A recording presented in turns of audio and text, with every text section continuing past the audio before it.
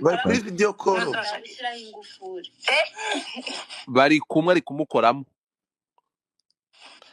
indi gukora mu ndi Brian Uravuze? indi gukora mu ndi Brian ari gukoramo. Ntabwo Brian ari muri iyi video. Turafata iki? Video ngo nta kibazo. None se kankubaze n'abarezi bien. Uburetse gato. Godfather.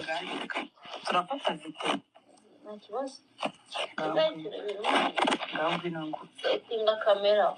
Settinga kamera unati ngwino nguhe.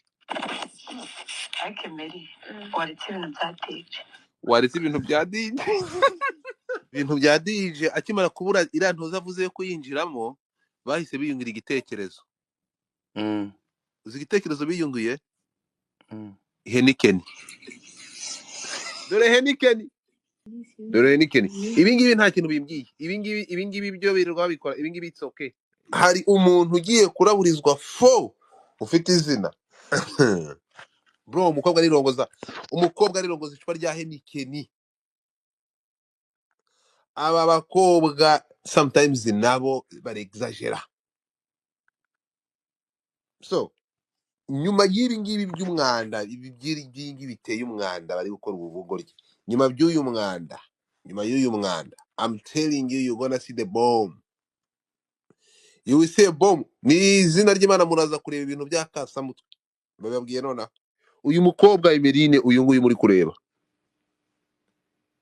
yegereye umuntu umwe ntari buvuge, aravuga ndabizi ko aramubwira ati ndashaka kuguha amakuru, nje buriya ndakwemera. Ati kagira inkuru. Ati buriya ndakwemera, ndagukunda, ndakwemera. Apana kumwemera by'ibindi. Ati ndakwemera. Unati sere ati aha. Amusanga ntwari bari arangije aramubwira ati ndabizi ko umuntu runaka mutumvikana niki ni iki ibyo ushaka ngo nkwereke. I have everything. Uramufite mu kiganza. Undati mukagira inkuru. Bro, ibi biboro muri kureba uyu mukobwa afite hano. Ameza anashize yigambye ko afite boro z'umuhungu wanyu. Ntari buze kubabwira ngo nuwuhe. Timutekerezo mutekereza nakazi kanyu. Uwo muntu yaranyegereye arambwira ngo tufata ND3. Reba umujene umurabure. Umubwire ko yitonde agendere kure cyangwa amenye uko yitwara imbere y'umukobwa, kuko niba ashaka kumuta ibyapa agomba kwitonda. Bro, nagize gutya negera uwo muntu, ndamwegera avugira ingara ryinshi. Navuga ati Musa, rero urabona mfite amakuru n'ubu butumwa ND3, ariko kuko ubutumwa bwari buvuye ku muntu batabyumva kimwe, yarabisuzuguye arabyanga abica amazi. Harya ibintu biba byakozwe gutya bigambiriwe ari nko gukina filime. Ibingibi tubikora, ibingibi bimeze biti ko babikoze babishaka. Ibingibi byo bigenda gute? Shara ahubwo kuri abagabo naho twari dukomeye yapfuye. Nukuvuga ngo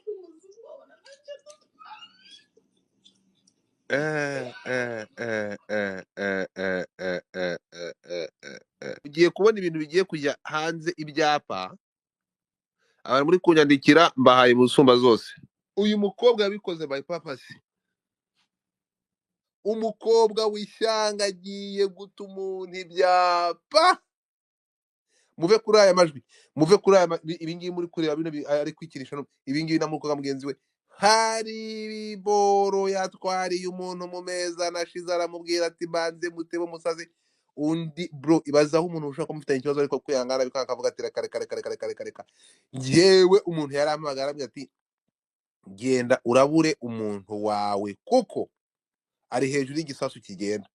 Izi nkundura zo gushyira ubwambure hanze zikomeje gupfa akasabutwe. Aha ni nyuma ya kokayini, urumogi n'ibindi bikomeje kuba akasamutwe. Yewe ibi ni bimwe ibi aka ni akantu kamwe. Ibi ngibi nabonye bamaze kubita ibyapa, numva umusatsi umvuyeho ndavuga nti bya bintu bimeze ameza ndapfuye, agiye kubishyira hanze nabyo. Uyu mukobwa rero kuba yamaze kwishyira hanze, haba hari umwe mu bantu mugiye kubona imihanda, ndabarahiye. Ariko ntekereza ko iki gikobwa bakibwire kibireke, kuko kiramuta ibyapa, kiramuta hanze.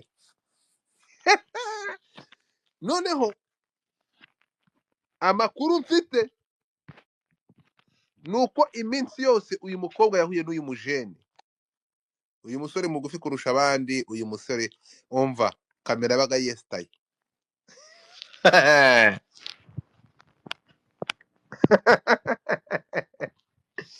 Amakuru mfite kugira ngo mwumve nawe, kaze nkubwire nubwo wigize akasamutwe, reka nze nkubwire.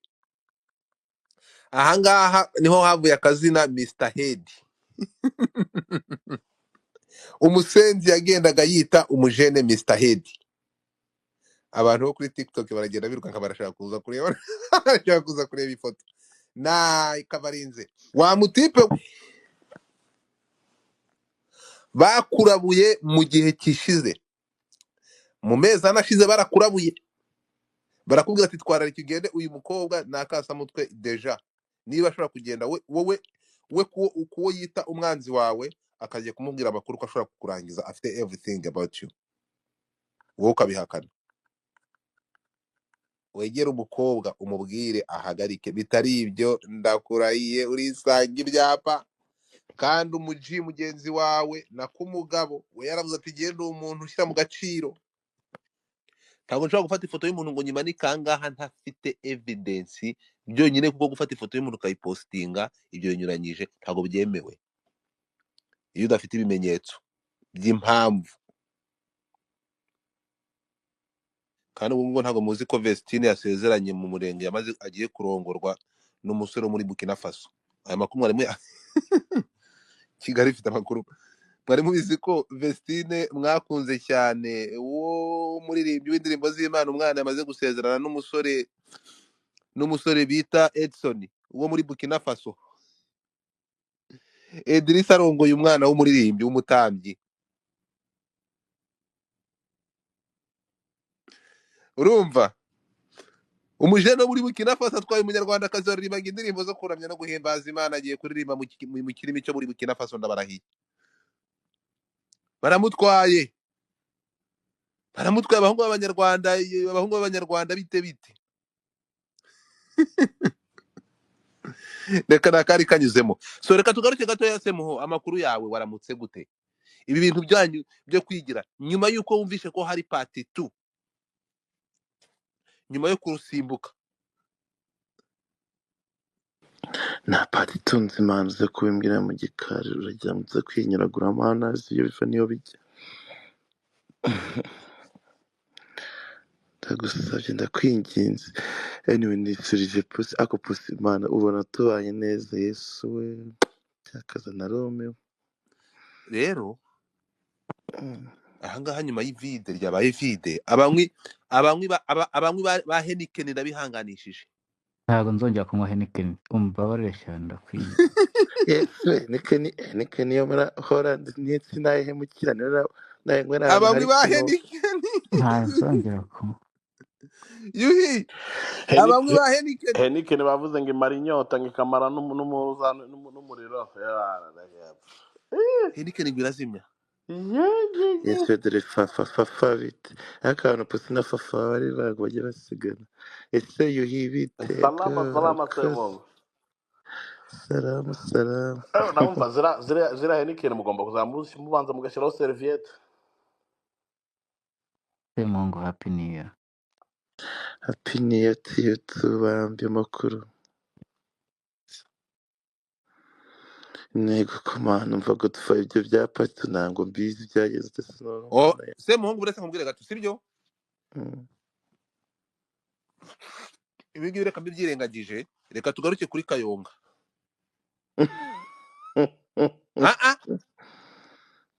reka tugaruke kuri Kayonga Ketia. Ubu turi kuvugana wakomeje gutuma abantu bataryama. Uyu nguyu we yajaje. byagenze utesekaye noneho mana yanjye. Mama ni birebire ariko nta kintu kubuze kubivugaho. Ni ibya nyabyo se cyangwa ari rwanda imamo muri kwegiserera? Ntabwo uzabaze, ntabwo ugenda njya mbikora neza nema same case yongeye kubikora ahandi, ariko ibyo ngibyo tubyihorere. Ntuse we ishanga byagenze ute kuvuze ngo babikoze babishaka Yesu wakwemera gukora ikintu gishaka uzi ko bose bwawe urajya kukarubanda. uburetse gato kwari uko birirwa bavuga ngo abantu ngo bareke gusakaza uburetse gato ibi bintu nta bushake burimo. reba ari kumura mu bintu Umva hano Emeri waretse kumura mu bintu katari ibyawe. Brian yarambwiye ngo njye mbiriye. Brian Biriyane buye DJ Brian reka wumve. Yesu we Ureke wumve. Umva Brian yarambwiye ngo njye mbiriye. Kandi izina ry'Imana mbwira iki video kuri. Kandi atasobanumye ngo njye nkurindira ibintu. Yarasa kubirinda rukumura Emeri ngabanya ubwo buhe. bari kuri video call bari kumwe ari kumukoramo. indi gukora mu ndi Brian Uravuze? indi gukora mu ndi Brian ari gukoramo. Ntabwo Brian ari muri iyi video. ndetse ko numvise ijwi rye naryo numvise Ntabwo ari ijwi rye. Uyu nguyu aravuga ati reka gukora mu bintu by'abandi, atari ko Brian yambwiye kubimurindira. Reka bikoremo. Umva reka wumve. ugeze kuri kunkurakora wowe.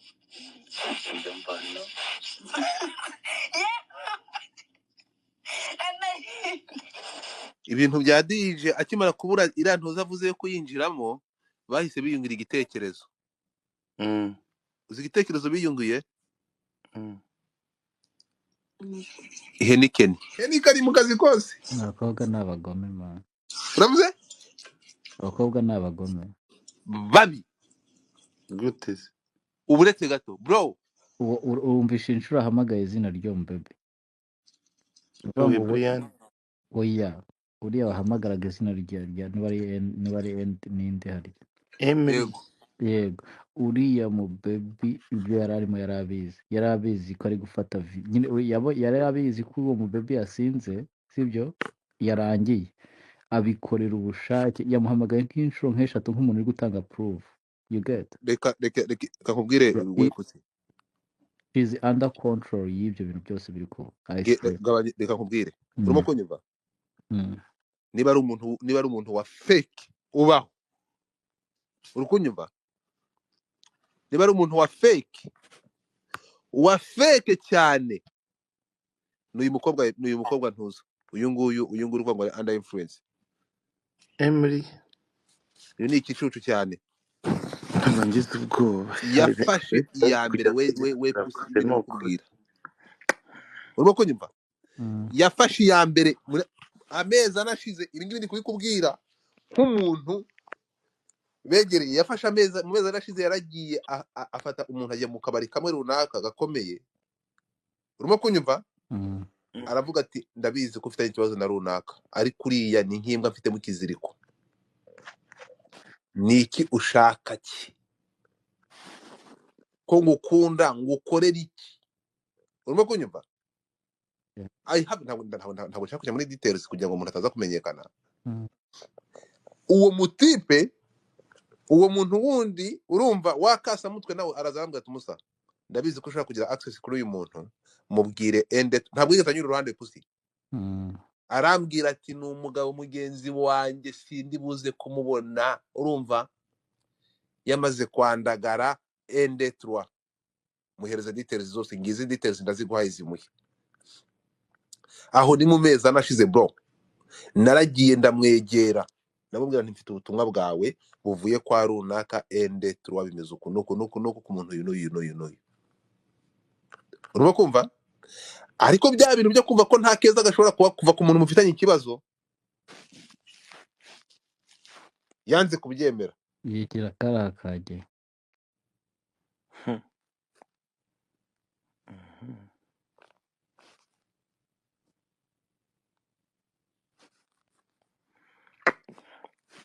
urukumva.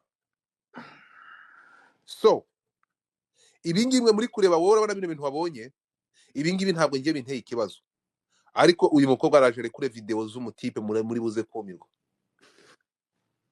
kuko yazitwariye umuntu aho kugira ngo abifate abyima agaciro. Ku ruhande rumwe yari afite ubwoba avuga ati uyu muntu kubera ko ibintu ari kubinzanira, ku rundi ruhande kubera ko ashobora kuza kunzanira umugabo mugenzi wanjye amutamo muri uwo buryo, ahita amukatira, ahubwo ahita yarantumye negere uyu muntu. Wowe ndi kubikubwira, wowe urabizi ko nagutumyeho, ariko reka nkubwire ko amakuru mfite ubu turi kuvugana, video zawe ziri hanze, iki gikorwa kiraguta imihanda, iki gikorwa kiraza kuguta ibyapa. none se sinumvishe ngo gushyira amafoto y'ubwambure bw'umuntu mukanga birahanirwa n'amategeko umwaka umwe kugeza ku myaka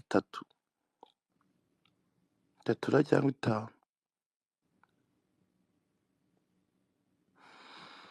narumiwe ngubu maze kumirwa. Video That's crazy. So it is ibingibi by'ishyanga, ibingibi ntushyireho comment pusi, ntushyireho comment kuri iki gikobwa, kuko ntumushyireho comment kumva ko ngo bari bashatse kumutega umutego. Nta mutego ntawo. Umuntu ushobora gutekereza ko ngo bamuteze umutego pusi ni umuntu udafite amakuru. hashize amezi ane we yigiriye muri Kigali Universe, ndahavuze ndapfuye.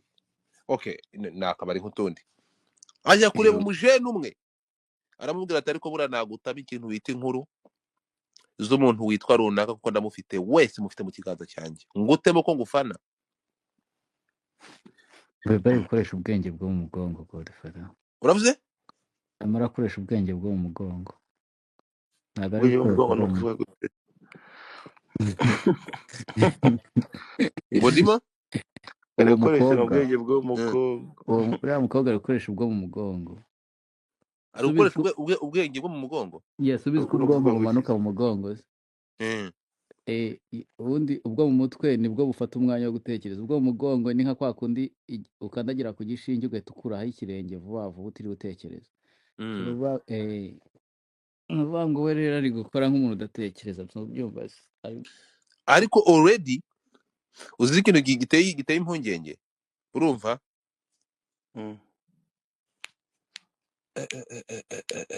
Aramurangije bro, ni umuntu uzwi cyane, agiye kumurangiza, ashobora ntabwo azwi. Kati yanditse ngo abasore babiri bo muri Kigali Universe ngo bari gukora ibiki mama, byo ni ibiki hano hanze? unsimbuke ibyo ngibyo nibyo ndi kukubwira byo muri ntuza by'umugore wa mupenzi. Hoya se numbwire. Yehe, umugore wa mupenzi yafashe hasi hejuru, urumva? Ariko mana Yesu apfa yarihuse, urumva? Ibyo muri Kigali Universe, urumva? Ibyo by'urukumbwira byabara abasore babiri, urumva? Ni ibindi ntabwo byo nshaka kubyinjiramo, urumva? It's a long story, ariko ntafitiye ibimenyetso. Urimo kumva? Ntafitiye ibimenyetso. Ntafitiye ibimenyetso.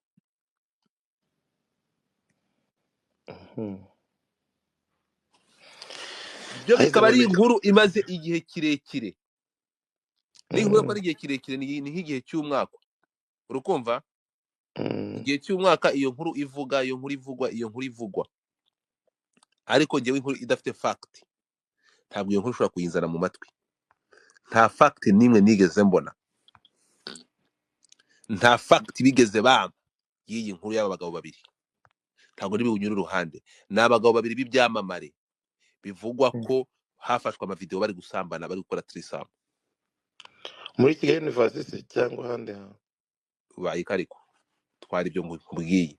Ibi ngibi umugore wa mupenzi rero ariko mana Kigali byabaye birebire, hajemo kokayini, hajemo urumogi, urimo kumva? The same shit yakoze kwa kundi n'abo bantu yabibazanyeho gutyo,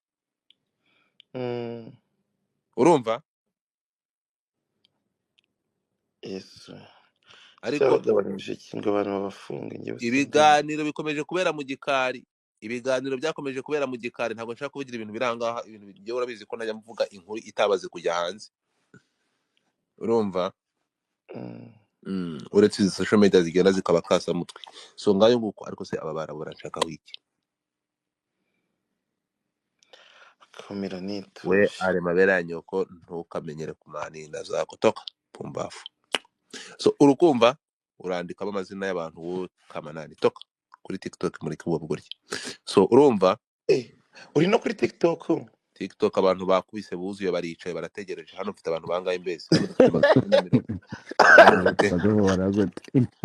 Hano mfite 450. TikTok yarimo 100 none se uragira hano biri kujya kuri TikTok bateye agatebe bari bicaye bararyoheye bameze nk'umugore wicaye ku gitsina cy'umugabo utari uwe. Niba bameze nk'abaguze inda y'amatimba baraturiye. Ariko abantu babyukiye hano kuri Twitter muri abantu 450 mutegereje kumva ko ndi buvuga amazina. Ntabwo ndi buze kuvuga amazina, ahubwo kubera iyo mpamvu ntaza kuvuga ibyo ntashaka kuvuga, urumva. Nimureke tujye kuri TikTok maze kuko aba ifoto nashyize mwayibonye ahangaha kuri Twitter. nawe twabonye Uyu mugabo ntabwo mwamubonye n'ishyanga. ese ugiye bimeze guta ku apani radarate hejuru hari ifoto y'umugongo nshyizeho. Uretse gato hari ifoto nshyizeho, uretse gato erega buriya ntabwo ngiye nababwiye ko nshobora gusohora inkuru ndi uwa mbere, ariko kubona nshobora gukomoza kuri iyi nkuru y'uyu mugabo mbabwira ko isaha yose aza guhura n'ibibazo. Uyu mukobwa nta ndangagaciro afite, aza kumuta imihanda. Uwo mugabo mutekereza ko ari inde? Murebe ifoto nashyizeho, nayishyizeho umukobwa ari kumuhobera, mukabona umugongo w'umuhu, ariko ahita amenyekana. ndabarayo iyo bivugiye sari biriho. So noneho reka refreshing noneho kugira ngo mubirebe neza hano bita bivanaho, ariko umuntu yakora screenshot nkabibona. Muze tujye TikTok tubakorera, muze TikTok murebe pusi, muze TikTok abari bo mbishyira. Ndabona abantu bamaze kuhajya, ako siko abantu babaye benshi hano kuri Twitter ndagirana niko babyutse. Ishyanga ribaye ishyanga. Uretse gato mbere yuko ngenda umva none se ibyo byarangiye gute man? Uyu mutete mwiza w'iboga ibi ngibi byo reka nkubwire ikintu nkubwira kimwe, reka nanabivugiye ku bantu 400 hano bahari. Reka maze mbwira abantu hano twumvikane. Ntabwo wa mugore we, wa mugabo we, wa muhungu we, wa mukobwa we muri aha ngaha mureke Katia Kamari uyu mukobwa muri Makenzo akora ubukwe bwe mu mahoro, muve mu buzima bw'abandi. Niba uyu mukobwa uyu mugabo we kugaragaza, none se kambaze wowe warongowe kangahe? Uwo mwasambanye cyangwa abo mwateretanye nibo wabanye nabo bose? nanjye bazana ubwa mbere duhuje ku icyo kintu. We nayo nagiranye kubwira twese wansobanurira gute ko twese abo tujya uretse gato aho tugenda dusambana igihe tuzakora uko bazajya kubipuringa babizane, ibyo ngibyo bitugire babi. Umuntu arasambana, umuntu anyurana hariya, umuntu atereta abakobwa benshi, igihe iyo kigeze agafata umwanzuro akarongora, ntabwo aho yanyuze wowe bagiye kuzana abagabo bakurongoye cyangwa abakobwa warongoye. Ibi ngibi bizaba ikibazo igihe uzafata umwanzuro ugahitamo uwo mugiye kubana. Iyi nkuru yo muri Makenzi uyu mukobwa bino bintu byamo ibi ngibi byo gupuringa, iri shyano ry'umukobwa ryagiye kuzana ngo video ngo bari kugira ngo agivinga up, ntabwo ashaka kugivinga up. Ikintu nabwira Kamari na Katia, ibi ngibi byabaye, ibi ngibi byo gupuringa bakazana amavideo cyangwa n'amafoto y'umugabo wawe. Twese turarongorana, abantu hano bose bararasambana. Ariko rero iyi nkuru nsubiye inyuma, uretse gato nsubiye inyuma gato uyu mugabo nawe nakasa mutwe ibintu bamuvugaho ndari byo nanjye turasubira inyuma no gusimbuka ibipangu. Uyu ngo yarongoye abakobwa, buriya ngo ararongora ntibarongore, yajyaga barongora bagasimbuka ibipangu yakoze.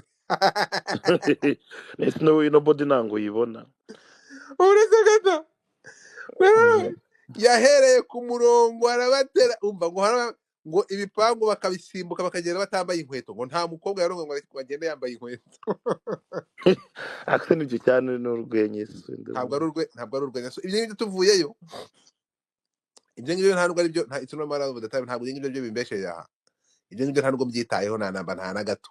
Reka twigaruke izi rumors kubona umukobwa wakunze cyangwa abo mwakundanye mukanasambana, ugeze igihe ugakora ubukwe mwese mukaza twese, noneho bajya bazana hano, ntabwo tubona duhisha amaso kuko ninde udasambana se?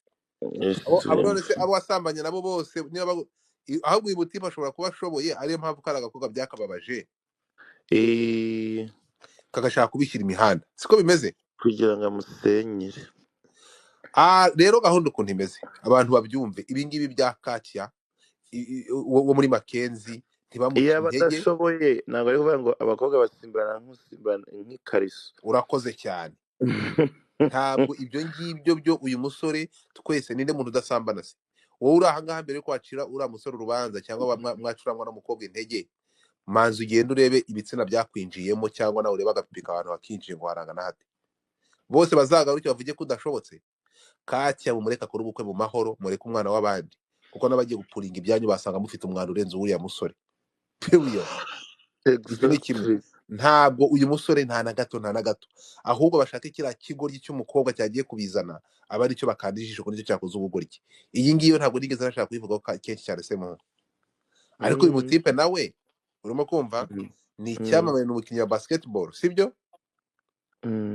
ngo dufate icyo ntashobora gukora no gusakaza ari amashusho y'ubwambure bwe, nta nayo mfite arahise koko ngemba bivuga mbagira ngo ni urwenya. Kera muri Amerika babitwoherezaga nk'ako kanya, ariko twe turi i Kigali ubu ngubu njyewe bambwiye ko bihari ariko sinshaka kubireba. Nabibonye ariko ntabyo nabonye. Urumva wabibonye utabibonye? Nabibonye ntabibonye. N'aya majwi uretse gato, n'aya majwi ndi gukina hano ni audio, video bakonvatinze, ndi kumva amajwi gusa ntabwo ari video. Umva hano, reba ari kunkora mu bintu. Umva Yesu baretse kunkora mu bintu katari ibyawe. Iyi ni audio ndi kumva, iyi ni audio ndi kumva, ntabwo yari video. Twumvikane ndabazi. Umva abantu bari gukora mu bintu bya Brian, sorry, by'umuntu wa Brian, sorry, uburetse gato, reba ari kunkora mu bintu. Emeri waretse kunkora mu bintu katari ibyawe. Brian yarambwiye ngo njye mbirinda. Inde izina ry'Imana nzambwira iki video ukuri, kandi atasobanumye ngo njye murindira ibintu. Yaretse kubirinda rukunkora Emeri ngabanya ubwo icyo cyakora kubikoraho unozashakira ingufuri. Kurasarinde kuri noki nigende. None se ugende kuri kunkurakora wo. Ibyo mbona.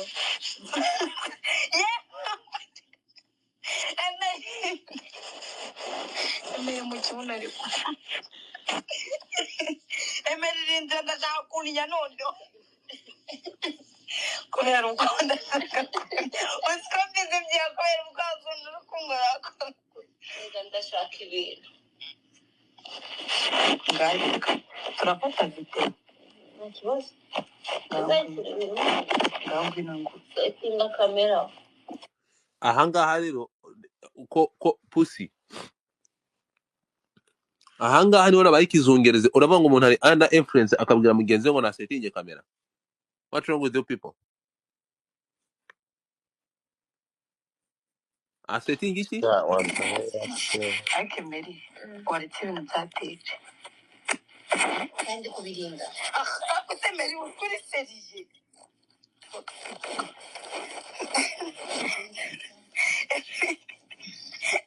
Ngare kanyina ngo maneza rero. Naze kudafite dikodo ngo yakinjiyemo ariko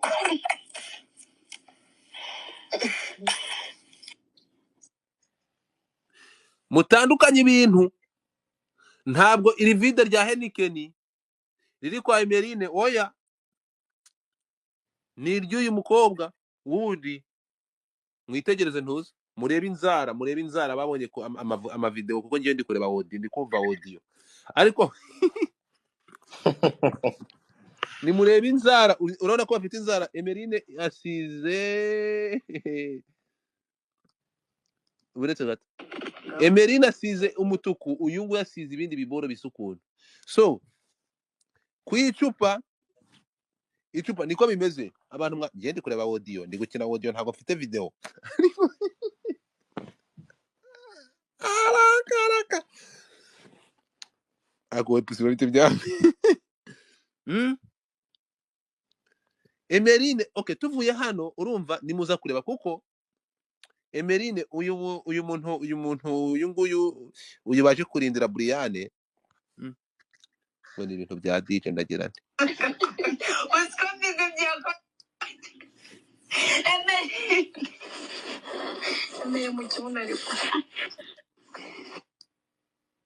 so tuvuye aha nimuza kureba aka ka audio umva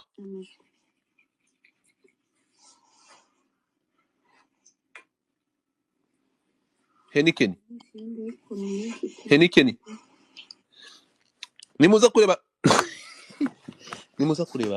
ariko uziko intoke ndapfuye.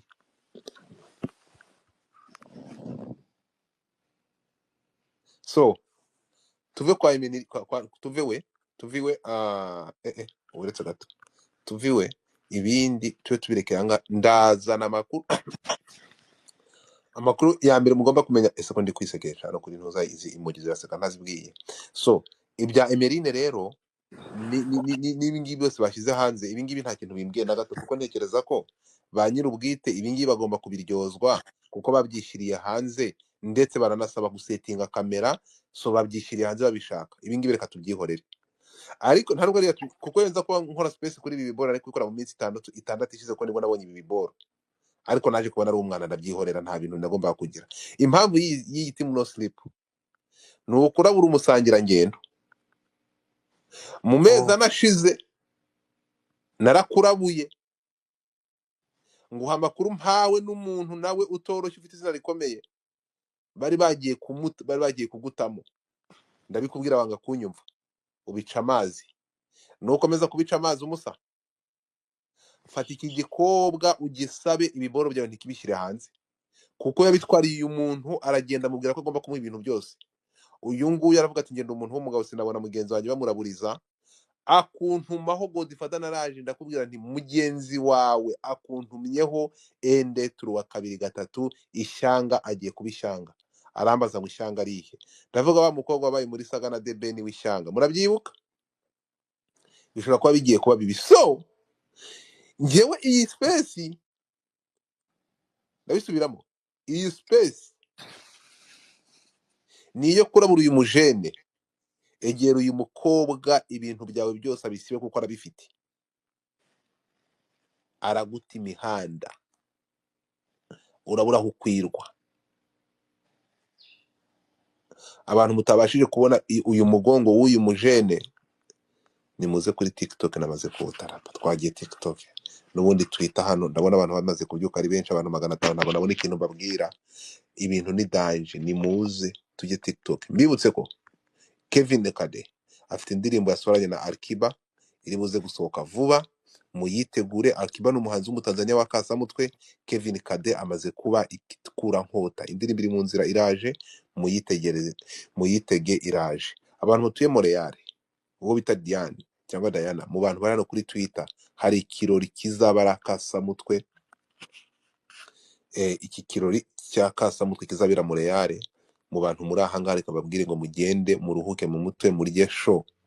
Iki ni ikirori kizaba kiryoshye cyane, ni ikirori bise Capitoline ka celebration, kizaba Montreal tariki ya 25 z'ukwezi kwa mbere uyu mwaka. Urumva adresse iriho, mfite flyer namaze kuyipostinga hano kuri Twitter. Niba uri Montreal, niba uri Ottawa, genda muri gesho. Icyo nzi cyo no kuzishima. Uyu ni umukobwa umwe utegura ibitaramo, atumira abahanzi b'abarundi n'abanyarwanda muri Canada. Niba uri Montreal cyangwa muri Ottawa, ntuzabure. Abantu hano kuri Twitter, ibindi mugende muri kuri details kuri iyo post, muraza kubireba. Abantu muri aha mu nkuriki twagiye kuri TikTok, ibindi raza kuyasobanurirayo mbere yuko nkomeza. Turi kumwe.